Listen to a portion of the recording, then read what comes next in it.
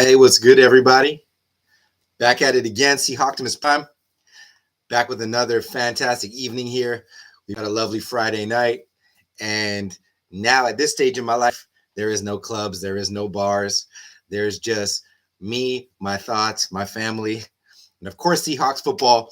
And this week, we've got the Atlanta Falcons coming out of Georgia, ATL, Georgia, home of Outcast, home of what else they got in Atlanta? Lil Baby. Anyways, man, Falcons are coming to town. What you guys think about the Falcons game? Do you think that Seattle can use this as a get right game, as a game where they can show that they are capable of doing more than just etching out a quick win at home? Can the Seahawks show some dominance in any phases of the football game? Is what I'm looking for. Whether it's a running game, getting DK involved, the deep passing game, dominant, any sort of dominant play at any one position will be fantastic to see. I'm really looking forward to this game though, because I think that the Atlanta Falcons are a team that is, underrated in a lot of ways. They do not have a rounded roster per se, but I do think that team has some really good young talent. It's apparent, Kyle Pitts. You got to be careful of Kyle Pitts, obviously. Drake London looking pretty good. Mariota, not the best passer. He makes mistakes every game, but he's no slouch. You know what I mean? So you got to watch him. You got to play contain a little bit there. I do think we have them outmatched, but they've played very well over the last 2 weeks, the Falcons, considering what their roster is. But they are exploitable at corner. AJ Terrell in them, not the best, not the worst. I don't think super highly of their safety play.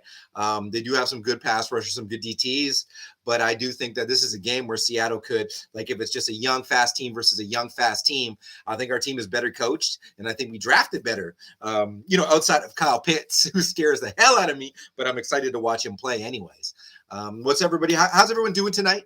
Let's get interactive in here. I want these live streams to always be interactive. I want you to feel free to ask any questions you want about the Seahawks, about what my thoughts are on the Seahawks. The style on this channel is quite a bit different. There's a lot of other Seahawks YouTubers out there that are fantastic. I'm sure you guys watch them. Brandon Nelson, Hawks Nest, Matty F. Brown. They all got cool stuff, good podcasts. Corbin, Duggar. And I got a lot of respect for those people. So I want to say that right away. I have a lot of respect for all my fellow YouTube and most importantly, Seahawks community. Not everybody gets on a mic and talks about the Seahawks or in front of a camera, and that's okay. Some people just want to be more reluctant to be in the comments and say they're a part about it. But we're all part of this community. That's what makes the engine run. That's what makes football run is the fans who really support it and love it. Anyways, I see 5 of you in here. Nobody's saying a gosh darn thing, and that's okay. But yeah, I'll just continue to talk about the Atlanta Falcons matchup if no one has anything else to say. They have that running back Algier out of, I don't know if it's BYU. I should look that up. BYU or Notre Dame, but he's a good scat back, a good combo back. He's a little bit scary because we've had problems with the outside tackling. You got Cordarrelle Patterson, who's, Cordarrelle Patterson's 31, turning 32. I did not know that. But, he was a great kick returner for the first half of his career up until 26, 27. And then they were running the ball with him in New England, and then running the ball with him now really well. So, he's no pushover, Cordarrelle Patterson. So this is not an easy matchup. But like I said, a get-right game. And I've seen a lot of other Seahawks YouTubers and people talk about what Seattle needs to do and establish, or says Seattle will win 24-17. Seems reasonable. We need to get some push at the D-line, and I'm saying this in my preview video that I'm releasing tomorrow. The D-line is not getting active enough with their hands inside. Once a ball is snapped, I'm not seeing enough from Puna. I'm not seeing enough from Monet. I'm not, Al Woods has been a revelation, but he's a 36-year-old player. We need those young dogs inside. So I'm hoping Miles Adams comes into this game. We saw Miles Adams against Pittsburgh and stuff like that in the preseason. He was looking really good, really active. Yes, or exactly. Miles Adams could give us a spark. I'm not expecting him to be all pro, but he's aggressive at the point of attack and has a good – this is an underrated thing for defensive lines is how quickly can they get off the jump? How quickly can they time the snap? That was something Michael Bennett was really good at. For you younger fans, Michael Bennett is legendary Seahawk. He wasn't the fastest guy, but when it comes to getting off the snap, bang, he was right there. He was in the backfield, and Miles Adams is not Michael Bennett, but maybe he can bring that spark. I'm not saying Poona Ford is not a good player, but in this system, he's having a hard time with the timing and getting the type of push we need. So yeah, it's going to be really, really interesting to see if we can get back to business and get some push up there. So Jordan Brooks, Mafe, these guys, Daryl Taylor can do their thing. Do what they need to do, play their style of football. Because over the first 2 weeks, Nuosu was obviously playing amazing, but for the first 2 weeks, it seems like our players from last year, the 2020 class type guys, not 21, but 2020 class, Jordan Brooks and Daryl Taylor are feeling a little bit out of sorts in the different types of defensive schemes, but I'm not going to overthink it. Those guys are super talented, and they're going to pick it up.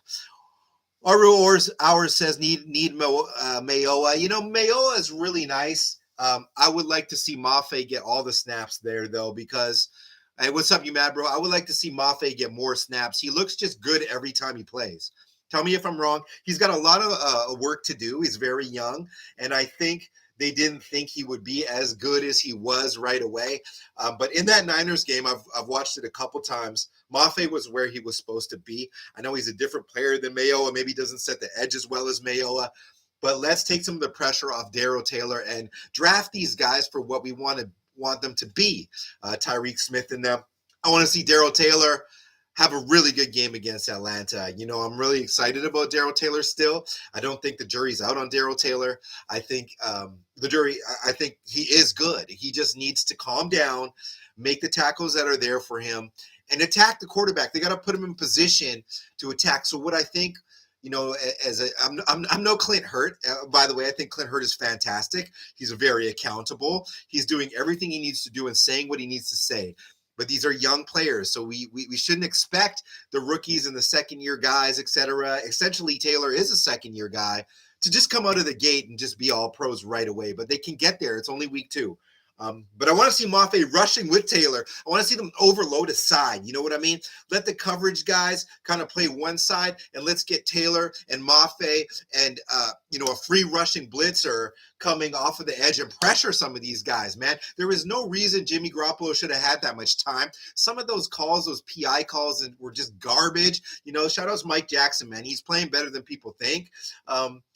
But no excuses, man. You got to get a guy that can't run like that. We need to use our young speed rushers to attack these guys and not be afraid to get beat, because when you're getting beat anyway, you might as well put the QB on his ass. You know what I'm saying? Let's get back to that, man. I think this team has the type of charge, the type of energy, the type of youth that can attack quarterbacks and actually strike a little bit of fear of them. Because you remember, when we were playing in even in the tail end of the Russell Wilson era, when we had just even some of those dominant defensive players and we were just a little bit more scrappy, we were getting quarterbacks to kind of throw off their back and give us a pick, do stuff like that. We got to get that going. We got to get that ball popped up. Mariota's a perfect situation. He's not going to pitch a perfect game. So when that ball's thrown in correctly, get your hands ready, Tyreek. Man, I'm going to do a whole video on Tarique Woolen, man. Just another video just on Tarique Woolen and how excited I am about. I watched every snap of his All-22. And this kid is like the next coming of something, man. Like I did. If you follow my channel, and a lot of people jock Tarique Woolen, and it makes sense because he's just such a talented guy. But I'm going to do a video on that kid alone, and I'm so excited for him. That could have been the steal of the entire 2022 draft class, like top to bottom, man. At 5th round, what? The kid hasn't let up like a catch. Don't say they're not throwing that. Tarique Woolen hasn't given up a catch, man. Like, has he? Maybe one? Hey, Wes, how are you? Raftbird says, Devin Marshall, what's up, man? How you doing? You mad, bro? I can't believe he missed that Debo tackle. He did miss that. He's overthinking his game. If he just plays his game and it doesn't think he has to be the whole defense, Daryl Taylor, he's going to be just fine. Bobby was this anchor. He was like the captain of the ship that makes everybody think everything's going to be okay. Jordan, I know you're a quiet guy, but you got to speak up there. Jordan Brooks, and you don't have to talk to speak up. What you need to do in this game is when Cordell Patterson tries to come into that B gap, that A gap in this game, come downhill and just hit that boy. And then they'll wake up. You know what I'm saying? That's what we need to do, man. Let's get back to it. You know what I'm saying? Bully McGuire says, Penny, you don't do good this week. I swear you're getting benched. A fantasy team. This is deeper than fantasy, but I do have Penny on my fantasy team, and that's understandable. It's Rashard Penny's the type of guy. We're just getting going. It takes our running game to get going. Young O-line or old seasoned O-line, it takes a minute. Do not worry about Rashard Penny. The great thing about Rashard Penny right now is he's healthy. That's what's great. And this will be a game where they don't have Nick Bosa. They don't have Randy Gregory. They don't have Bradley Chubb. They don't have Arik Armstead. They don't have Fred Warner. They got some dudes, but they're going to have a hard time with Penny and Ken Walker the third. I guarantee you that. I guarantee you that. So maybe look at those guys in a daily league, a DFS. Bully McGuire, thank you for that. Or says maybe they get vets, Dorian O'Dando, Jared Wilson. Yeah, maybe they'll get these at some time. The kid that they got out of Buffalo looks pretty good, though. He'll get some minutes. You Mad Bro says we should have a few picks. Need to hit them up. Yeah, we need to hit the jug, man. For real. We need to just be like I'm looking for a game from Kobe Bryant, man. The Red Mamba. Kobe, he's been kind of like doing his thing, making sure nothing gets too far behind him. But Kobe, this is the type of game where Kobe might just snap, bro. Starting again inside. They think a lot of this kid. That means what they see on the tape is not a hopeful project. They see Kobe as a guy who's going to be good. And they're playing him because they feel he's their best option. But I do want Trey Brown to come back and get some minutes because he's good too. Or it says Mr. Bully Penny is a first down back and Walker is a second down back. I got Penny as an every down back if the things are clicking. But we do need Ken to play, man. He's really talented. You Mad Bro says Machine. Bully McGuire says, I know I watch all the Seahawks games, but now since I'm doing fantasy as well, I'm extra mad at certain players. Yeah, and it's like us Seahawks fans always have Seahawks players in fantasy football. Rathbird says, predictions for Sunday, how do you think Penny and Walker will do? I think this will be the best running game so far for the Seattle Seahawks, even though the Atlanta Falcons are toting a very good run defense, they say on paper. I think that the Seahawks will exploit them in the run. Pizza Troll, right? He'll go and say, we're just going to open it up and pass a whole bunch. He'll give Gino the green light to throw deeper, but they will be looking to establish the run at home and grind the Falcons, who are coming off of a long travel time. Also, after you play a team like the Los Angeles Rams, you're clearly going to be very tired. Playing the Rams, they're a bully defense. You know what I mean? They're really trying to hit and hurt and maim. So they're going to be a little bit banged up, regardless of what their injury report says. And like Tyler Lockett said, every player in the NFL has an injury. There's not one that doesn't. They all play hurt. Football hurts if you've never played it before. So my predictions on that is, they'll combine for 140 yards rushing, maybe more. I watched last week, just annoying, giving Penny 6 carries. Yeah, like they ran 10 or 11 times, which is unheard of. You're playing the Niners away. You need to get at least some like 20 carries between those two guys. And you need to run outside. Stop running inside at the best D-line in the NFL. That was frustrating for me. I do see the fact that they wanted to do what they thought wasn't the obvious, quote unquote, but it's not as much Gino in the hot seat or these other guys in the hot seat. To me, it's Shane, man. Shane, stop being crazy. Let's just use these guys. In the back half of the last season, they were running Rashad Penny off tackle and in those little gap tackles, letting him shift outside and try to beat a linebacker, and he was better than Jonathan Taylor for that 5-game period. Straight up. What are we doing by going away from that? Just be like, come on, guys. We need more DK. That will, and absolutely, you mad, bro. That's exactly it, though. Like, to that point, you can start with the run a little bit, but you do have to get DK involved. Eventually, safeties are going to start looking in that direction. You're going to have to go to that cloud that opens up Tyler. You're going to pull some linebackers back. They're going to try to get people to help on DK. But if DK is getting 10 targets, I don't care if he's catching them or not, there's going to be people over there. And congratulations, it's DK Metcalf, one of the best players in the league. He's going to make catches. He's going to make crazy one-arm catches like a freaking psycho space gorilla that he is, and he's going to catch them. So throw him the ball, even if it's called back on an illegal downfield Abraham Lucas, rookie all-pro Abraham Lucas freaking garbage call that happens in Santa Clara. Yeah, also, I want to give the ball to DK Moore. He's our best weapon. Absolutely, bully. We need DK to get the ball. He's the blue mamba now.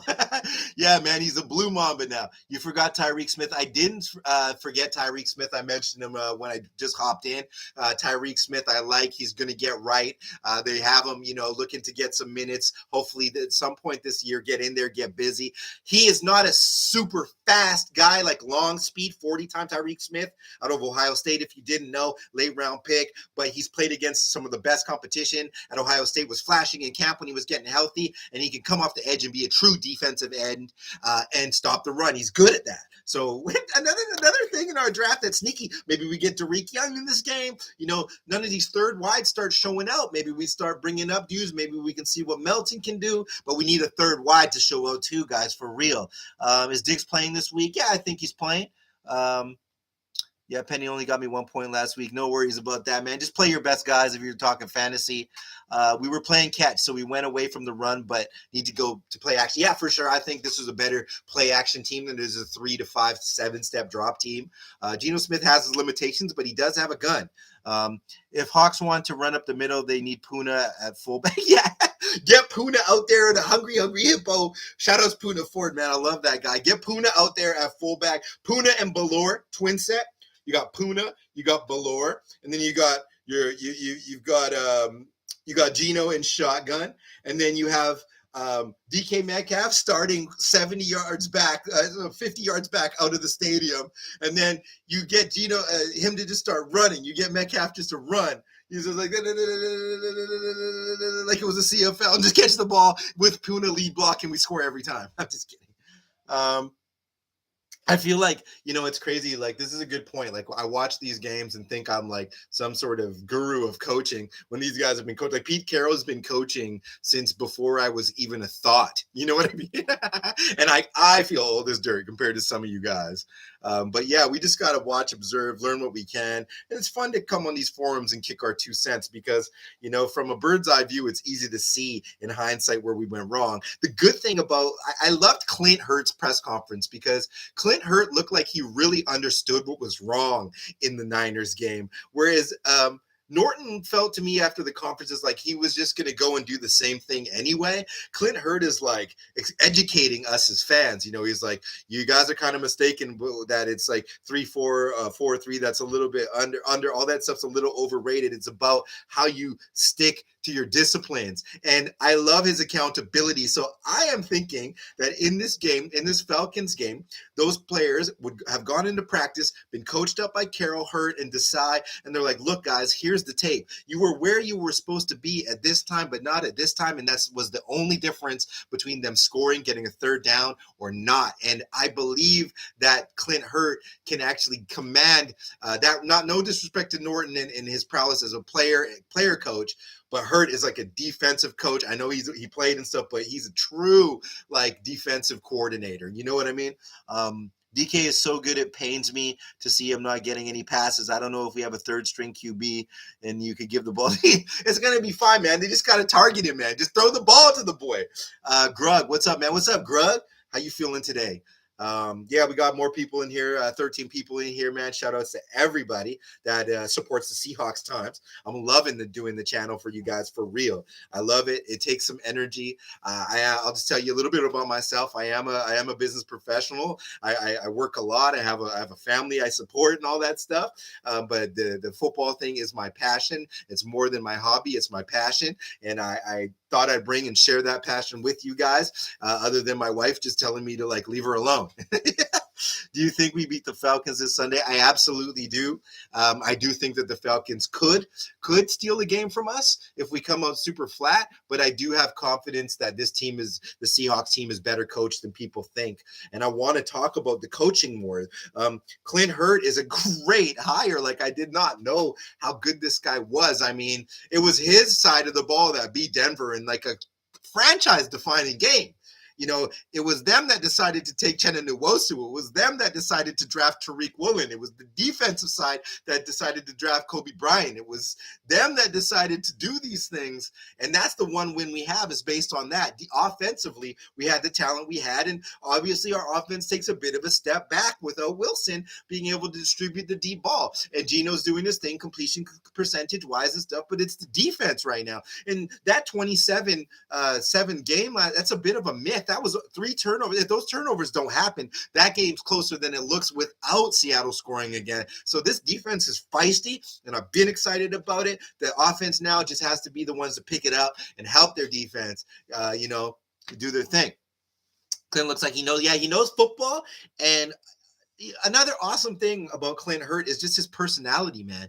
He said in that conference, I'll tell my young players stuff, and they'll listen to me because they know I care about them. They know that they can come and hang out in my kitchen and eat from my fridge and sleep on my couch if they have to. That's how you're generating a family culture. And Clint is going to have those boys, mark my words, Clint is going to have those boys firing at some point in time this year. I don't know when it is, but can you imagine when those young corners and those guys have their wits about them? Your boy Emafe's, these guys are clicking. Like, boy, it's going to be nasty, man. That's a fast team.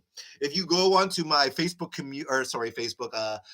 the YouTube community kind of post thing that's kind of like Facebook-y, I have a list of the players and the players, the ages of these players. And I'll bring it up for you right now. The age of the players on the Seahawks that are under 25, there's amazing players under 25 years old on the Seattle Seahawks. And maybe I'm being a bit of a homer about it because I study these players so much, but I'm going to list those players to you, and you will be interested to see how many freaking crazy ones that they're actually potentially crazy players. So I'll go down the list. Okay. Sorry, I got to get back to the chat here and say hi to everyone. What's up, everyone? Puna Ford at hello, center of gravity. Yeah. Puna Ford at fullback would be brilliant. I hope we do that at some point. Clint, no more trick passes. Yeah, no more trick passes. That was just a little too early in the game for that. And Sajan, okay, let me do my Kevin Hart thing. What? Not the night shift, dog? Exactly, Sajan. Here we are on the night shift. Sajan all over the different Seahawks forums, and he's a great guy.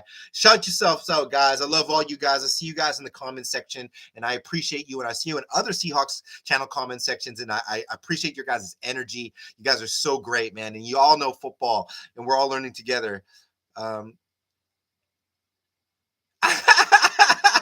Dude, it's too late for me. He said, hey, man, you're talking too fast. Conserve your energy for your wife and kids. If you don't conserve your energy, you might die young. Hey, you know what I mean? At least, No, man, it's all good. Here are the Seattle Mr. Prime, hello and good evening, Motive. Here are the Seattle Seahawks players 25 or under today, 25 years old or under today. Find me another roster that has this much talent that's 25 or under. This is an awesome thing to freaking think about, guys. Okay, I'll give you their position, their name, and their age. Tell me if you like this. At left tackle, Charles Cross is 21 years old. Charles Cross is 21 years old. Have you guys ever seen that movie of the dude that built the railroad with his hands, like ding, ding, like before the train came? Tell me what that movie is. What's that? That's Charles Cross, man. He's an old school Southern boy. He's just like, look, man, I did what mama said. Look, man, I'm trying to go to church on Sunday. Look, man, I'm trying to take care of my quarterback. That's it. That's his life. You know what I'm saying? He's 21 years old. Cornerback Tyreke Woolen has played cornerback for maybe 3 years of his life at all, was a receiver. He probably played other sports when he was young. Took the Richard Sherman route, didn't play at Stanford. He's 23 years old. He's barely played any football. Tyreke Woolen's 23. Abraham Lucas. Have you guys ever seen Lord of the Rings? He looks like an ent. He's like a tree man with speed. He's 23 years old, out of Washington State. Kobe, the Blue Mamba. He's only 23 years old. 4-year starter at Cincinnati. The defensive back of the year in the NCAA is 23. Boye Mafe, they say he's pretty old. He's an older rookie. He's 23 years old. His parents are from, Nigeria. He's You know, my dad's African. I know what African parents are like. Boy Amafe he's a genius. You know what I mean? Like when you hear him talk, he's the type of person that you want to listen to. He knows what he's going to be doing. He's learning from Cliff Averill, another highly intelligent guy. He's 23 years old, man. Tyrique Young is only 23 years old. You know, Tyrique Young, like, hopefully he breaks through soon. Ken Walker III is 21 years old out of Michigan State. 21. Let's go. If you're haters from other teams, listen to this stuff. Ken Walker's 21 years old. Kobe Parkinson feels like he's been on the Seahawks for 15 seasons. He's 23 years old. DK Metcalf, 10-year veteran, signed a $60-something million contract at 10-year veteran. He's 24 years old. He makes Megatron and those types of transformers and stuff like that look small, look immobile. Yeah, it is awesome. Tyreek is going to lock up Drake London. Bucket! They better be careful with those Drake London, like, shallow posts and stuff like this against this team. They might go crazy. Is Ryan Neal playing? Let's look at that. If Ryan Neal plays, he's going to try to kill somebody. You guys know that much. Where am I? Noah Fant, another 5-year veteran. He's only 24 years old. Like, Travis Kelce's like 34 years old, by the way. Noah Fant's 24 years old. Yikes. These are good names. Jordan Brooks, he's 24 years old. Jordan Brooks, I don't have to say anything. He's amazing. Chenna Nwosu, I thought he was like a 12-year vet. He's 25 years old. Chenna Nwosu. Daryl Taylor's 25 years old. Damian Lewis becoming a little bit seasoned, having problems with the ankles and stuff. Good left guard, though, if they let him play his natural position out of LSU. He's 25. Mike Jackson has to be the story of our team this year. He's 25 years old. Every time the ball's on the ground, Mike Jackson is there with his magic white glove, picking up the ball, scoring touchdowns, or preventing them. D. Eskridge, a bit of a disappointment, but we got love for D. It's not too late for him. He's got to make some plays over the next few weeks. He's 25. Jake Curran, I do think they should start him at right guard. He is 24 years old. He needs to take Gabe's place if Gabe can't pick it up super fast. Daryl Johnson signing that we got there from Buffalo, 25 years old. Travis Homer's 25, and DJ Dallas is only 24. Okay, guys, that's insane. Okay, I'm going to name this many players. There's more players on our roster that are 25 and younger, but I just didn't mention them because I don't think that they're as standout right now at this point.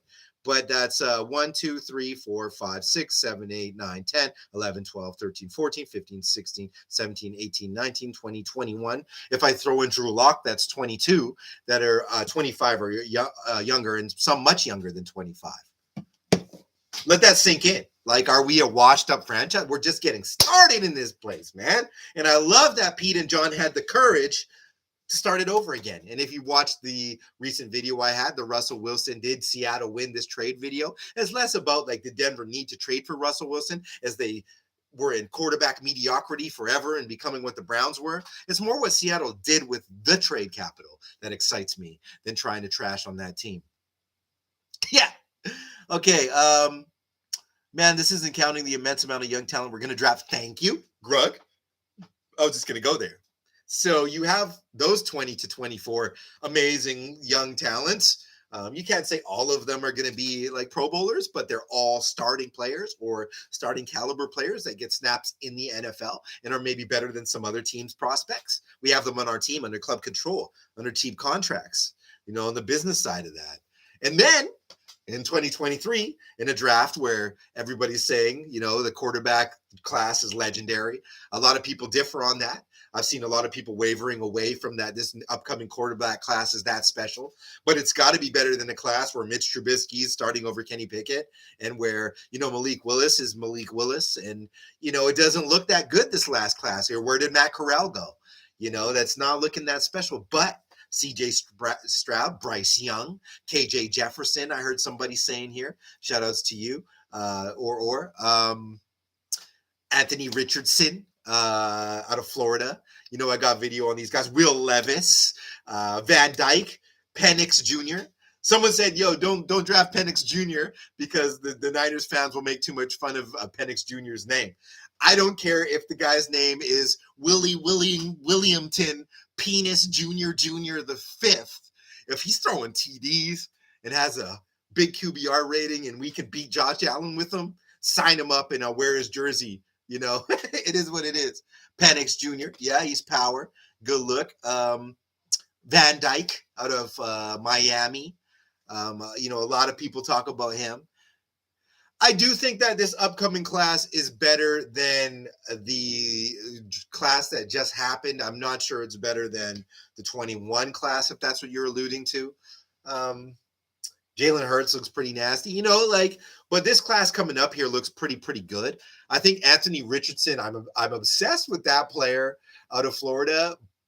I don't care what he did in the second game. If he can become even a mediocre pocket passer, can scare the Eisenhower out of teams with read option, because he's different than even Lamar Jackson, like, or Cam Newton. Like, Lamar Jackson's smart. He's not trying to get hurt. You know, Lamar's trying to run in through the tackles, get outside super fast. Lamar Jackson is not Russell Wilson. He's not, you know, Lamar Jackson's his own beast. You know, he's way faster. But this guy, this Richardson guy, like, he's big, bro. Like, and he can throw a little bit if he can just be accurate. He intrigues me. So he's the type of guy I'm thinking if you don't get Levis, it doesn't look good. The draft doesn't fall your way. You're picking up like a Jalen Carter. You're getting somebody like that, and you're looking later, and then somebody comes and snakes you for your second pick. Maybe you can look at a dude like that. Then you get into the Van Dyke Richardson territory. Jefferson guys, and I'm not afraid of that stuff. We're a young team. We don't have to push it super fast. That name though with the triple junior. Well, it's Mike Penix, aka Mike Penis, Micro Penis 555 the third. That would suck having that name. No wonder he's so good. You know, everyone tries to beat up on him in school. They're like, whatever, penis. And he's just like, he's like, dude, we're great, right? Just killing motherfuckers, man. Part of my French. Sorry, guys. Sorry, I want this to be a clean thing. Yeah, 53% is not good for 3 games for Richardson. Maybe he'll get better, but that ain't it so far. Yeah, and like Florida, you know, not the craziest wides. I mean, Kadarius Toney's not there anymore. Yeah, hit the likes for me, guys. 22 people in here. We're having a good old time. If I have to cut off the stream, it's because I got to go take care of things upstairs and all that. But welcome to my humble abode, refinishing the basement and all that. We got your Seahawks stuff back here. I'm going to be setting this all up. I'm going to be setting up a nice neon sign, all this stuff. You're going to feel like you're watching the game with your boy. And maybe I'll start doing live streams during the game like Destroying and those guys do, and just we can hop on here and talk. Hit the like. Yeah, man. Oh, shout outs to you guys, man. Thank you. I'm really enjoying the company here. Here's another guy, Hendon Hooker out of Tennessee. Dude is old as hell, but he's good. Oh, I think it was Matty F. Brown was saying, let's get away from the narrative of the age. I like that kid a lot.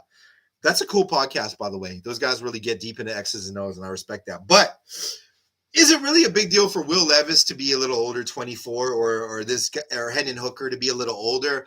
You know, it takes QBs a long time to develop, you know, like it can, or would you rather have somebody ready out the gate? And I think our team will be ready to slide somebody in who's ready to play, less about like trying to coach them and teach them upside and you know, pull the Trey Lance thing and try to, you know, go in and out with a vet, with Gino, and that's like, just put them in the fire, man. Let's go. I talk real about it, brother. You know motive. You know me. I still say Eric Barrier at QB is faster than KJ Jefferson, maybe CJ Stroud. If you guys don't know, our hour comes on every single Seahawks thing and drops knowledge all the time. Shout this guy out, man. He names players every signing. He knows what's going down, man. Shout outs to this guy. I'm going to watch more tape on him because, quite frankly, that's why I love this stuff. I have not been watching them. Cameron Ward. Oh, Cameron Ward could be the best of all these guys, man. Good point. Cameron Ward, motive, you broke it down.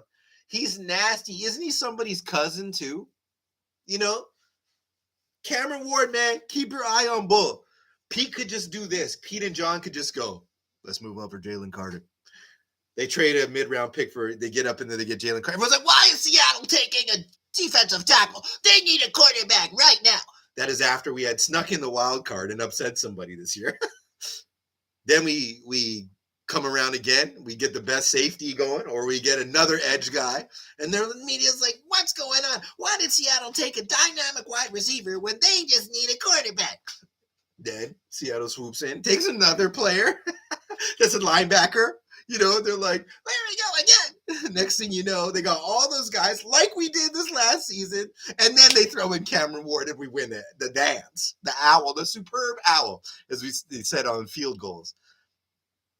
He's Quandre Diggs' cousin. Okay. So Cameron Ward is Quandre Diggs' cousin. He's a dog.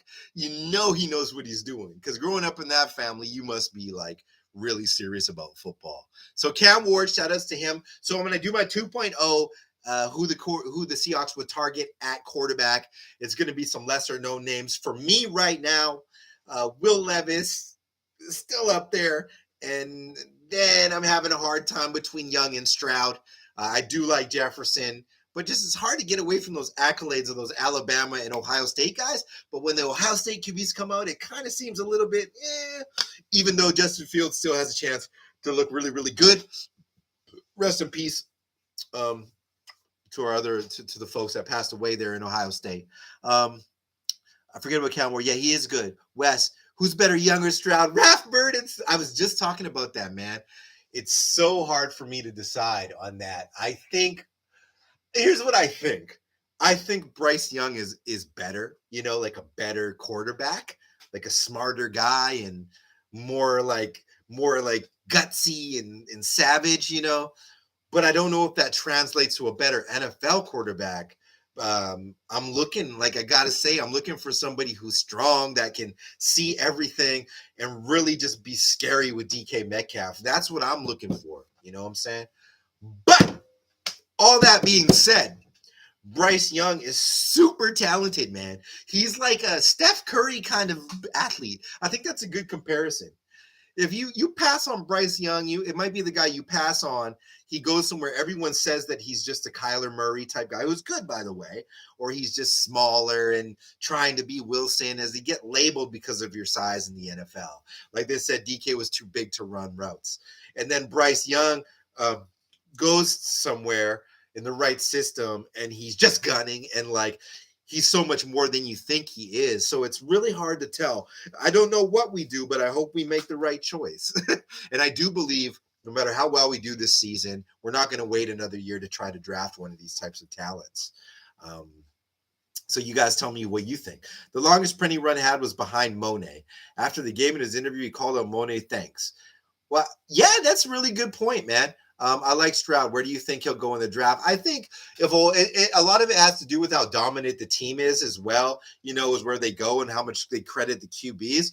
But I think Stroud will be like a top 7 pick unless he gets an injury or something else happens. So I'm also counting on Seattle to not have the worst year in tank like people think, and them actually be able to have to think about taking a defensive player before they take a quarterback. So that's what I did. A video that didn't really hit on my YouTube, actually, but it's a good video that breaks down how the other players Seattle might choose before they take a QB. Not that they won't take a QB, but you got to remember we have a lot of picks, guys. So we don't have to rush that. If our guy is already gone and it's super top heavy in the top 10 and we're not in there, and some of those guys go, you can't freaking go crazy. You just got to take the best player you can. And it's been a long time since we've done a best player available draft, except for this last season. And what do you guys think, man? I think all of those guys, less maybe Bo Melton, who still shows promise, is going to be a Seattle Seahawk, man, for a while. And that's serious, guys. It's serious business. We haven't done that for a long time. It's really, really important. I want people to understand that. I truly believe, from a non-biased perspective, that the Seattle Seahawks had the best draft last year. Everyone was giving them a C, a D and stuff like that because they didn't look at Malik Willis or whatever. That's okay. But man, we got studs, bro. You can't be a team that takes. We're a winning team, winning culture. We don't tank in Seattle. If you think we're that team that's going to try to pull the Jaguar stuff, look how much that works for you. You cycle through whatever you think, whatever picks, but it doesn't work, man. Tanking does not build champions. We got to get these young guys winning games because we got boys already. You know what I mean? Was a really good draft indeed. Thanks, Reflect the Sun. And I pound that, and I keep going about that over and over and over again, but I really am excited about it. I really am. Yeah, and like I'm a fan of my team. I get that there's a time where like some guys think like, okay, it's later in the year and it's just looking stupid. Don't get guys hurt. There's certain things like that. But what I'm proud of being a Seahawks fan is that we are not that fan base. Like I'm proud of the guys that are coming out. Like I want to be, I want to be a sub. I want to be a team that even if I am sub 500 is going to give you hell on a Sunday, Monday, or Thursday. Yeah, no, we don't tank. That's not what we do. So maybe if you're from another fan base thinking that, Seahawks just are, fair weather. We are diehard in this, man. I've been in this for my whole life, basically. I'm never trying to see us tank. I want to see us tank over people, What's good? A&M-L, Skeezer 86. I see you on the comments. I got so much love for you. We communicate. Reflect the Sun. I got so much love for you. My first super chat ever. My only super chat. Actually, no, I got another one from Tanya. Came from Reflect the Sun, who dimed me up and said, like, here, man. There you go. Props to you. That was fun. That was cool. That's really illuminating, man. Those guys are so young. Yes, I'm glad you enjoyed that part of that content. Like, not even just 25. Like, there's a 21, 22, 23-year-old people that are getting minutes. That's the thing. And Carroll did this with Sherman. He did this with Earl. He did this with Cam. He did this with Russ. He did this with Bobby. He said, you know what? How are you guys going to learn if I just have you beside the clipboard going, this is what you do in this down and distance? Pete's like, why don't you go out there, find Cortland Sutton in the deep flat, and in a go route and freaking stop him from scoring. And Tyrique's like, all right, man, that sounds good to me. Have you guys seen Tyrique Woolen press conferences? He's the most spark athlete in the history of the NFL, basically. And this is how he talks. Yeah, I think we had to go out there and play pretty good football. That's what we had to do. I'm from Texas. When I was that guy's age, man, I was just trying to, I'll be honest with you guys, man. I was just trying to go into the clubs and stuff. So shout outs to these guys for dedicating so much of their life and staying out of trouble. We got a good program. I watched a roundtable that Jordan Babineau had with Marcus Trufant, legend, who I've met before, Walter Jones, a legend, Ben Obamanu, legend, and they were talking about being from the South and going and playing in Seattle. What's good about it? You miss your family, you miss your food outside of Trufant, of course, from Tacoma. You miss all this and that, but you get away from the nonsense of your home city, people asking you for things, problems in clubs. It's good to be that far away from these guys because they go to the VMAC, they focus on football and the culture, and they get better, man. And that can't be understated. And I think Washington has pretty low income tax compared to other states. ANML Skeezer 86 says, I can't wait to see Owens on Freak Dennis Rodman Jr. DK Metcalf. Yeah, for real. That's so true. Let's let the QBs have fun. Nothing to lose. Let them throw, man. Let them use DK, Tyler, and them. That's sick. Trufant is my favorite Seahawks corner. Long before the Sherman days. You know what I mean? I bumped into him at an airport. I was coming back from Africa. Actually, my dad's from Africa, so I was about, I don't know how I was at the age, maybe my 30 or something like that, 30 something. I was coming back from there, and Marcus Trufant was at a burger spot there, and I was like, hey man, Marcus Trufant, what's good, man? And you don't want to be that guy. I'm not that star boy, you know what I mean? I see I see a player, I'm like, hey, what's going on, man? It was the right time. It was, it was LAX or whatever, and I was just like, hey, what's going on? He chopped it up with me for 45 minutes, man. It was so gratifying for me. You know what I mean? You know how I am about football. To have one of your idols take the time to talk to you about family, life, football, life after football, because he had retired at that time. He was talking about how his brothers were playing at the time and where the direction of the team was going at that time. And man, to this day, it means so much to me that homeboy took that time for me to just be like, yo, just a person. And, while his family's waiting at the airport, chops it up with me. We had, that was so cool, man. Shout outs Marcus Trufant. Shout outs all of Tacoma, Washington, and the Trufant family, a fantastic football family, even though it's a Go Huskies thing. I'm sorry. We're going to be so damn good a year from now or two. Yeah. Yeah, for sure, man. I really see it. Trufant was always in the right place. Yes, he wasn't the biggest dude, and he was just so technically sound, and that's what I liked about him so much. So when I was like super young and messing around with football, that was a dude that I was be like, where is that? Where is that guy? He knows where he's supposed to be. So you throw something aloof, a bad back shoulder throw, Mark he was there, bro, and great tackler too for his side. Um, he said Reed is gone. I don't know quite what that was referring to. Is Reed playing? Um, yeah, no, Reed is out of there. If you're talking about Jaron Reed, he's on KC. But that's okay. Yeah, we got 20 folks in here. I hope everyone's having a good night. I'm going to keep it going for a bit until I can't anymore. Let me know. Yeah, DJ Reed. Okay. Yeah, he's gone too. They sold him. He was a beast though. He got signed, man. Neil, no problem. Ryan Neal, I was saying that, man. I didn't check the report here. I got to check the injury report today. Let's do that together, guys. Let's go over the injury. We can do this almost every night. Isn't it fun? I really get into it, right? Let's talk about it. Seahawks injury report. Let's see what's happening. Let's see if Ryan Neal is playing. Week 3 injury report. SeattleSeahawks.com against the Falcons. All right. They got a picture of Quandre Diggs stretching, which is good. Justin Coleman, questionable, but let me get right into it. Did not participate in practice. Justin Coleman, who I think is going to his job is pretty much taken by Kobe Bryant, even if Bryant has a half decent game. But I do like Justin Coleman. Shelby Harris, he's probably not going to play. He's out, I think. He's got a glute and personal matters down. Shout out to Shelby Harris. Love having him on the team. Safety Joey Blunt also with a hammy, and Austin Blythe looks like he might play. He's that's okay. Quandre Diggs is limited and Cody's limited. Those guys are warriors. They'll play, in my opinion. Gabe Jackson, full participant. Oh, thank goodness. Damian Lewis is a full participant. Artie Burns might make his debut. That's interesting. They'll splash in other corners, see how they do. Chenna Nwosu with a shoulder and a knee, and Elwoods with a knee. So a little bit banged up, but I don't think a lot of those are serious type of injuries, just classic listings. But, I think, Blythe playing is very helpful for this game. So there you have it. I didn't see Neil on that report. So maybe we get the opening act of Ryan Neal, who is a great athlete. And it's a Ryan Neal revenge game because Ryan Neal, he did play for those guys. So Ryan Neal would come out there. And like I said at the beginning of this podcast, Ryan Neal and his predator-looking ass dreads, I don't even know if Ryan Neal even knows how to play, call plays. He could just play football. So they just put him out there and they're like, Ryan, go and do something. And he's like, yes, coach. And they're like, they snap the ball. And Ryan Neal is looking for somebody to hit. And if that person has the ball, like Jimenez Jr. here says, DJ Jimenez Jr. says, Ryan Neal is a dog. He's like,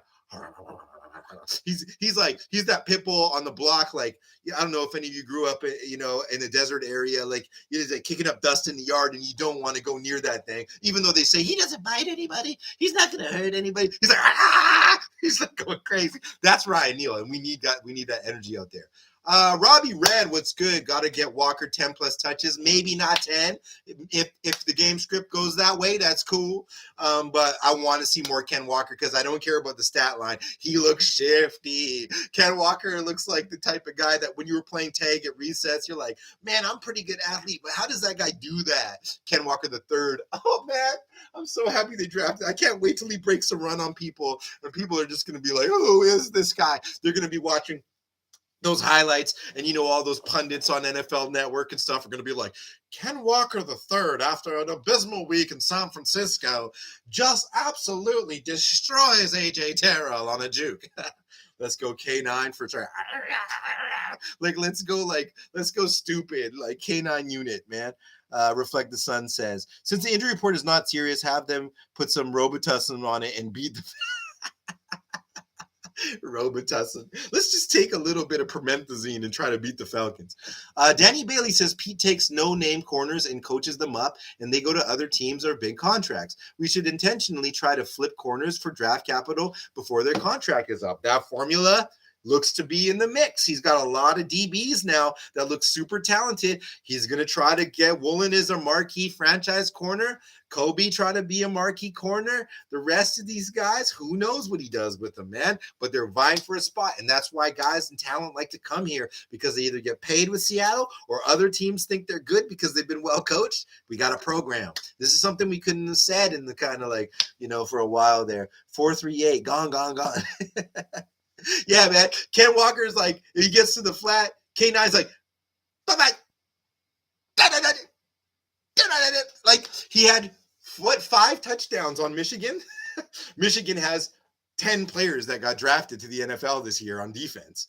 Aiden Hutchinson, I watched that game so many times because I was obsessed that they draft Ken Walker. I actually watched Michigan State versus Michigan 10 times probably, like insane amount of hours. And Ken Walker was blendering, like any of you guys have a Vitamix or a Blendtec and you forget which setting it's on and goes, it just goes too crazy. That's what he was doing to the Michigan defense, man. And we can do it again too. Cam, what's good? Good to see you on here.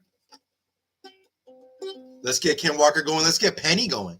Love how Seattle former players choose to remain in Seattle. So cool, man. And I know you're referring to what you're saying because Seattle's a dope city, man. You know what I'm saying? What's it like? Dick's Burgers. What else do we got? The whole Ave is dope. First Ave is cool. I don't live in Seattle, by the way, but I just been around there so much. I have so many friends and family there that I'm always around there. You know what I mean? So Central District, South End, Tacoma. We got the banjo out. Anybody that drops a super chat, they get the banjo. So they get to hear me play a custom song that is Seahawks related.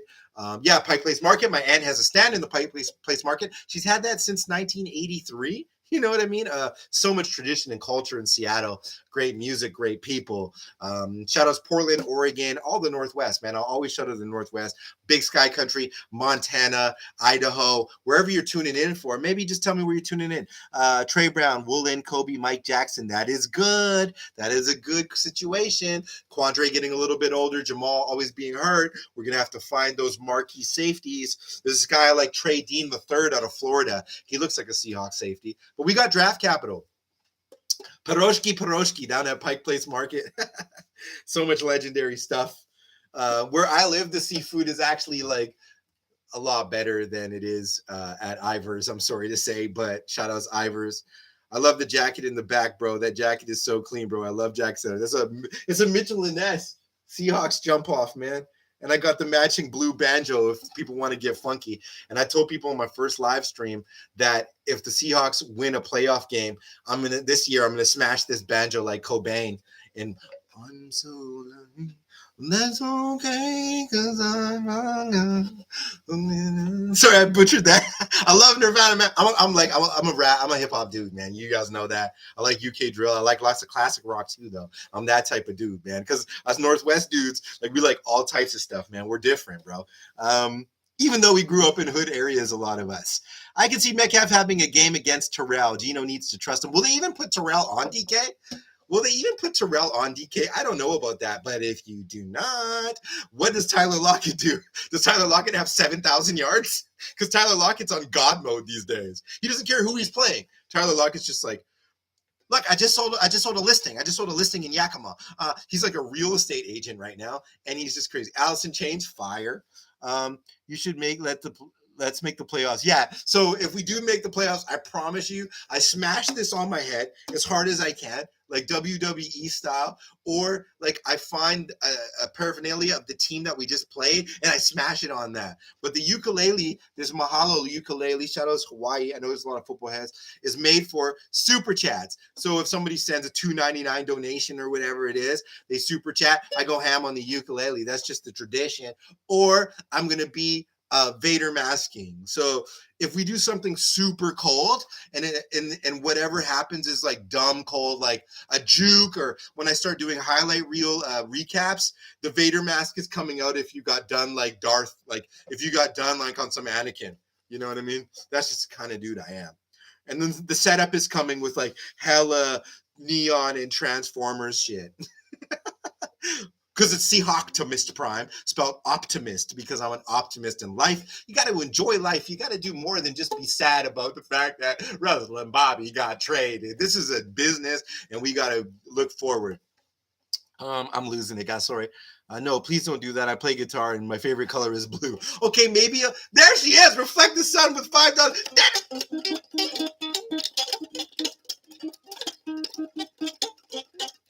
Tyrique Bullen is the avatar. I'm gonna play my blue guitar. There you have it. Reflect the sun. There she go, or he goes, hitting me up with that $5 super chat. Thank you so much. There it is. Tyrique the Freak. That's a song for Tyrique. I got you with a super chat soon, bro. I don't care, man.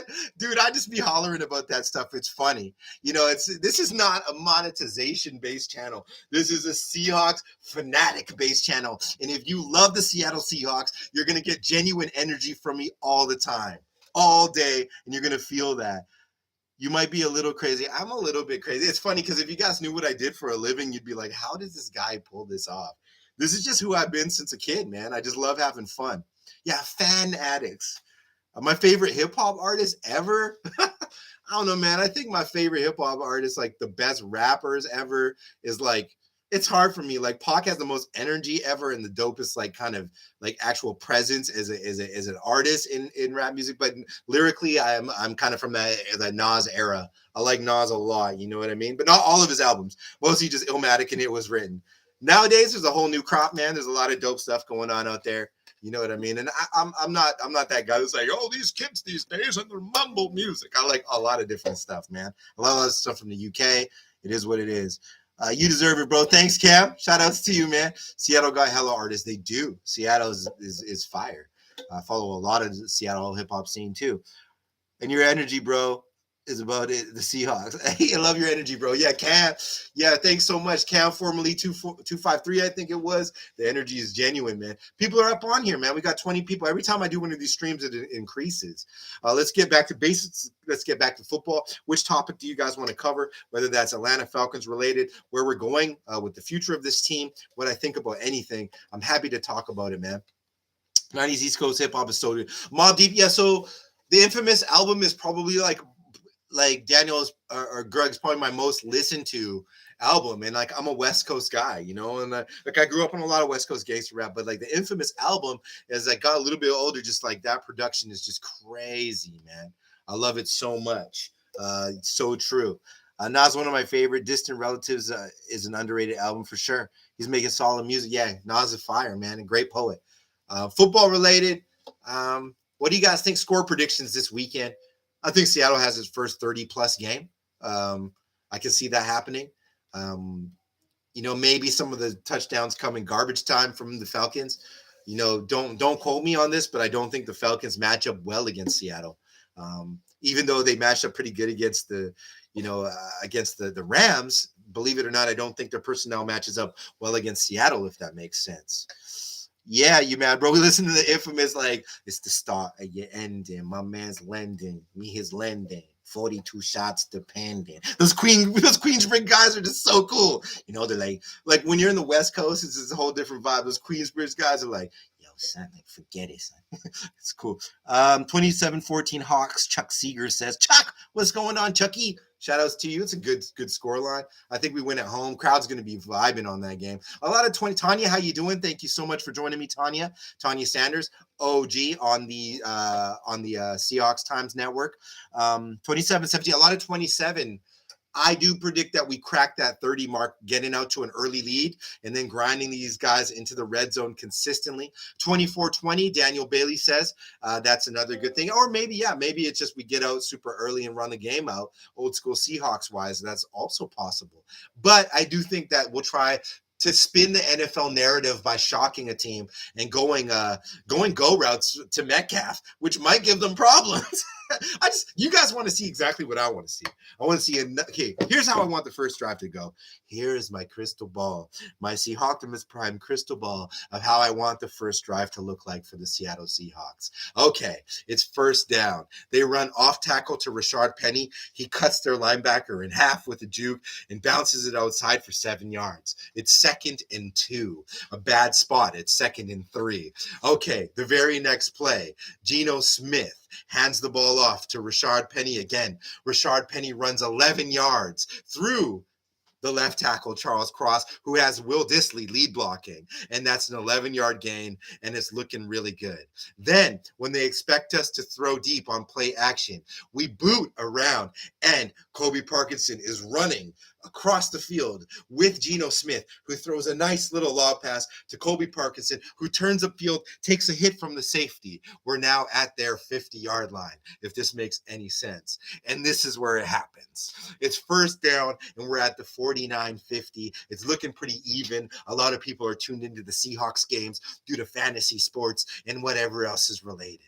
Geno Smith goes 5-step drop. There's no play action. DK Metcalf fakes his route. He does a little jump kick and just starts running down the field full blast. There's time as Homer chips or Penny chips. The ball's in the air. No play action motive. It's just a drop. Geno throws that ball in the air. A.J. Terrell is one-on-one with DK Metcalf. DK Metcalf makes a poster out of A.J. Terrell, like the type of poster that made the Jordan sneaker famous. It's DK Metcalf sprawling out with his legs crossed in the air, his hands in the perfect catching formation, like he learned it from Larry Fitzgerald. He lays out in the end zone, and it's a touchdown. And the 12s go crazy. Homeboy with the gorilla suit, he goes mental. Those two old people with the tinsel, those people, they go crazy. Everyone's running and going nuts. Fantasy fans are going crazy. They chime into the red zone. And in the first drive of the series, Geno looking good. He's completed just one pass for 30 yards and a touchdown. That's efficiency. Efficiency is not 90% completion ratio and no points. This is not a slight on you, Geno, but it's okay to throw the ball there. Not very many people in the league have a talent like that, a guy like that. What was Matt Ryan doing with Julio Jones, man? He was like, where is Julio?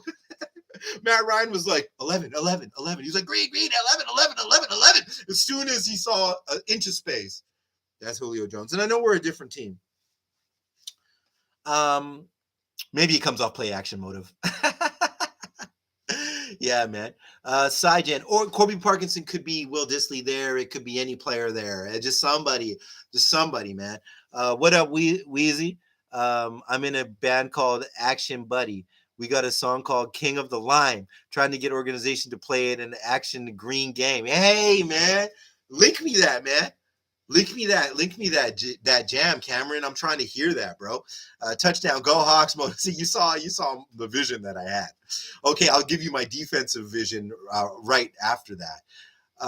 Watched your early show. Enjoyed my man. Yeah, thank you so much. It is what it is. Oh, no, Ruthless. Ruthless in this, please. Man, Ruthless, man. Yeah, man, shout-outs to Ruthless in his Dope Niners channel. He talks the nitty-gritty out there, man. Shout-outs to him. And, he talks the real, man. I like this guy. We'll do a collaboration with Homeboy for sure. Under, over on Penny, 150 yards. I'm under, but I do think that Penny does have his best game to date this year. It's not hard to, but he looks spry. It's just when you run 10 times total right at the Niners defense, it's not going to look good for any team. I don't care who you have. That's just a ridiculous game plan. You know what I mean? Like, their linebacking core is insane. Sidegen will allude to this. Fred Warner. They got Ali Alzira Alashada, man. Whoever. That guy's crazy. They got linebackers out the ass, man. So it's like, let alone the push in the middle. Why are you trying to go at that with, we're not getting pushed from Gabe Jackson. We're not getting pushed from Austin Blythe. Outside, that's where our talent is so far in the O-line and with tight ends. So why can't we go off tackle a bit? I'm not saying like try to run off tackle to the flat, but Rashad and Ken can cut people up, bro. So like, let's get them to that second level and get them one-on-one with the will linebacker and see what happens and see if the safety can get to them after they get there, because those boys might scramble for 20 to 60. That's what I want to see. I want to see Seahawks football. Yeah, then it's defense time. I'll go into my defensive rant in a minute. We'll collaborate soon for sure. Good stuff. It's a young team and it takes time. Absolutely, man. It's like, I do like Abraham Lucas, an offensive line guru. I like his game. Yeah, so you really understand that. Abe looks good. Charles looks good too. Don't get it twisted. Charles Cross has played against Nick Bosa. Charles Cross has now played against Bradley Chubb. And, if Geno wasn't holding the ball, a little too long, those probably wouldn't have been sacks. Of course, Bosa's going to get his sack. But that's like how much how much more can you do? You know what I mean? These guys are getting seasoned right away. Yeah, the outside fits both K9 and Pennies. Yeah, exactly. Like, I'm not saying get away from power at all, but like run some zone run with the talent we have. Those guys can do that stuff. And I think that's what the Waldron offense is kind of supposed to be in essence. When do you think that Brown comes back? I don't know. I think it's kind of like a week 6 to 7 kind of thing. He comes up on pup. He was obviously wasn't fast enough to play, but maybe and it all depends on if he gets leapfrog. Like if Kobe goes crazy, where does he fit in? If Tyrique is there, do they want to put Kobe outside? And I said in my first video, like maybe the best look for this team of the future, shout out to Sidney Jones, this is no slight on you, is Tyrique Woolen outside, Kobe Bryant outside, and Trey Brown inside. That would be nasty if those guys are running at full go. That'd be one of the best corner sets because Trey Brown's a beast now. Don't get it twisted. I love that kid. I didn't interview Spencer Buford before the draft. The ball is good. Yeah, appreciate it, Sergeant. Yeah, so that's really cool, man. That's really cool you did that. Yeah, we need like a what's his name out of Notre Dame to come in and maybe learn for a bit under Blythe or something like that. But that's Jenner. I forget the kid's name. Notre Dame. He's in my video though. He looks good, man. Again, my brother beat the Rams. Yeah. Go ahead. Yeah. Is this the first week we're hoping that the Niners win a game ever because of the draft position that the Denver Broncos give us? Is that possible? Like, I get this feeling like, man, like I'm torn. Like we're not a competitor for like a Super Bowl run here. So if the Niners go 2-1 and somehow we go 2-1, that's cool. Yeah, Jared Patterson, who I did a profile on. I watched a lot of his film. Sorry. Jared Patterson, awesome. He snaps the ball. He's like Max Unger. He's right there. And if you sleep, he's at the second level. Oh, the Fighting Irish. So Saijan out there in South Bend. I don't say you live there. But yeah, I do. I don't have this raging Russell Wilson hate thing that people think I have or something. I just talk about the trade as like something Seattle needed to do. This is coming from a person who thought Seattle wouldn't trade Russell Wilson at that time and would continue building. But the contract was up, the gig was up. $250 million contracts are flying in everywhere. You got a good underrated draft class going on, which you can have 7 picks. They're like, man, we're not going to pay this guy. We're not going to win with this guy. As much of a legend as he is, why don't we get rid of him now while it's a sell high scenario before we're in a situation we're just trying to offload him like Jimmy Garoppolo or something like that. Not that they're on the same tier. I hope the Niners win for once. It's just like that, and the Niners will say the same thing in weird situations like, oh, just because you guys have draft position, hope you win. I like Javion Cohen out of Alabama. Dude could be a steal at left guard in the third. Move Damian. Yeah. So I always say Dame is a natural left guard. I don't mean that when I say that. Dame to right. Let's get a left guard going. And let's draft one of those marquee centers and get to business. But we found bookend tackles in one draft, and that's nuts. Russ may be checked out in Seattle a little bit, but I think ultimately, I'll just say it for what it is. This is a business. It comes to a tier. A player is set to make a certain amount. They assess what that player can do for that team in that situation, and if they can move forward with them as their franchise player. And for Russ, we had a great run. Not a lot of people play for a team for 10 years, but that ended. You know what I mean? And we just didn't have much to go around with that to be able to keep it going. You know what I'm saying? I want the Seahawks to get Bryce Young so bad. That's my guy, and you know that, bro. So Cam, you be pumping that Bryce Young narrative. So I'm gonna start doing something for fun. I'm gonna start doing reaction videos to those players. Tell me if you like that. They seem I get away from those because they kind of get flagged a bit and stuff, but I really don't care about the monetization. I think I should do some more reaction videos, do some reactions to those highlight reels of these players so we can discuss what we really think about them. And it's really fun. Me commenting on these types of things will be fun for you guys to watch for sure. Because me watching football, I freak out. I'm the guy that y'all would hang out with, watch a game, and I'll be spazzing a little bit, in a controlled way. But yeah, Bryce brings that kind of he brings that Cobra, I'm trying to poison somebody type of mentality. I do like that about him. Something about Will Levis, man. I know he's just at Kentucky, but something about him, dude, is just he's just like a Terminator of football. I just have a weird feeling about him. Yeah, Cam, playoff games, big games, like if the field goal comes down to the last play, I'm the guy that walks down the street after, whether we win or lose. Like, I have to like think about it and breathe. I'm not alone. There's more of us than we know. Be interesting if the boos rain down again in Denver this week. Oof. Damn, this is a game where the Denver defense, even though they do, or the Niners defense, even though that they're not playing Seattle and Russell, they know Russell's tendencies.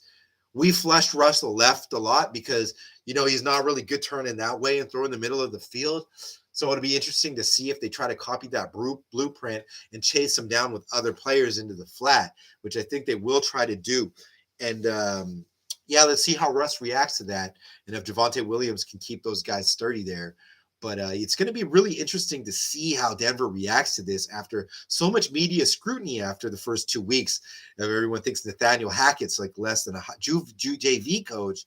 And Russ just, hasn't really been putting up points yet.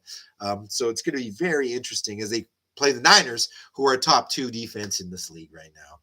Will Levis reminds me of Josh Allen. Yeah, he's not as big or dominant as Josh Allen, but he has a hell of an arm, and I think Will he's so smart, he can stay in the pocket if he needs to and make those throws, you know what I mean? So I like him a lot, man. I don't care how old he is or that he plays for Kentucky. I don't care about any of that stuff. Yes, bro, the Broncos game, we took a video. I went crazy. Yo, man, you should share it, man. Send it to my inbox or something or my email, and we'll put it on the live. Over under delay a game, false start penalties. I think that Atlanta has at least 100 penalty yards in this game. Trying to like hang on to DK Metcalf like a lot. Imagine if we pick back-to-back next year, like we could go 6-11 and the Broncos 7-10 and both picks top 10. I could totally see that happening. It's possible. For sure, it's possible. And I've been having a lot of Broncos people chime in lately, and there might be a little bit of denial in the current situation. I know it's only week 2. But if I'm a Broncos fan, I was thinking that Russell Wilson would beat the Seahawks by like 20 points. I would be thinking that they'd beat the Houston Texans by, 15 to 20, 16 to 22 points. That's how I would honestly feel, that to a lesser knowing fan of what that team situation actually is right now. But that's not where they are. And that's just the reality of it. But Seattle could... And I'll stand by my stuff, guys. If Seattle gets the run game going, yes, with Geno Smith or a midseason Drew Lock, the NFC is not strong. We're touting the Philadelphia Eagles as one of the best teams in the NFC right now. Like, you could sneak into a wild card here, man. Russ has to be there in the bottom against third down conversions. But, I mean, they said he went into this power offense. I like Jerry Jeudy. I like Cortland Sutton. They got a decent tight end. They got an awesome running back in Javonte Williams, man. But outside of that, is it better than Lockett and Metcalf and Penny and is it better? I don't think it is, man. Is it a better tight end room than us? No. And players matter. Your supporting cast matters. Is his O-line better? Doesn't look like it to me, man. Yeah, the decline is a strong word. He's in a different phase of his career in which he's going to have to adjust to being a pure pocket passer. And now people know he not tending to throw the middle. They cloud the sidelines and run that type of coverage. And you remember some of those games where Russ was like, heaven forbid, was throwing some picks there because they just had like a lot of stuff going on in the cover zones. And that's what teams are going to be doing to him. But yeah, it's all due respect to what he did for the team. And, I'm not going to ever be that person that's annoying about that. Yeah. So, this is a great live stream, man. I'll probably keep it going for like another 15 minutes, but 2 yards rushing total for 2 games for Russ. Yeah. He's not running anymore, man. And he's not fast anymore. It just is. Russ was never really fast. He was quick and spry. Like, he was able to be jumpy and make cuts and, he was quick and, but he was never a 4-4 guy, like necessarily. So now at his age, like, don't expect him to be, and they don't want him to be that guy, and out there getting hurt.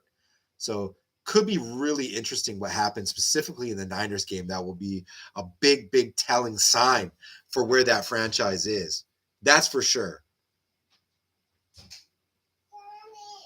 All right, guys, I got to cut out. 1 second, honey. Much love. I got to put one of the babies down. I love you guys, man. Thank you so much for coming in. Make sure to join me again here on the live streams. This is Wes, aka Seahawktopmist Prime. This is the Seahawks Times. You know what it is. It's time to take care of the real business out here. Family first, but you guys are becoming my family. It's a 12 thing, baby. It's Seahawks, baby. That's what it is. 800 Occidental Avenue is the place, Lumen's Field. We got the Atlanta Falcons coming into town. Let's treat those people good that come in from Atlanta. But I love you guys, man. Yeah, Woolen for a Rookie of the Year. You know what it is? It's banjo season. I had a great time. I'll release a preface video to that game tomorrow. Love and respect to all of you guys. I hope you had a good time. And thank you. Thank you. I'm typing that in. Thank you all. And go Hogs. Thanks so much, Reflect the Sun, for the super. I really appreciate you. Yo, let's keep talking about football throughout this year and have a great night. Peace. All right, let me end this. All right, baby.